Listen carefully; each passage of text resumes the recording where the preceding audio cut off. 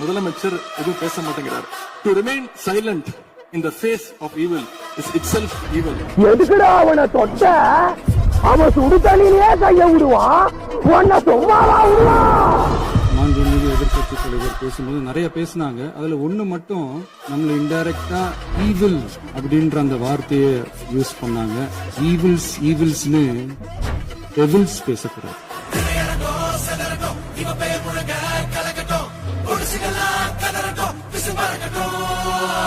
கடந்த 4 நாட்களாக திராவிட முன்னேற்ற கழகம் முதலமைச்சர் ஏன் பேசலன்னு சொல்லிட்டே இருந்தாங்க.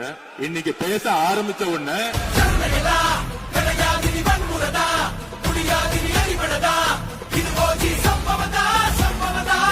இப்பவும் சொல்றேன், மக்கள் பணத்துல இருந்து ஒரு பைசா கூட தொடமாட்டோம், தொடவும் விடமாட்டோம், தொட்டா விடமாட்டோம், இதுக்கு முன்னாடி தொட்டவங்களையும் விடமாட்டோம்.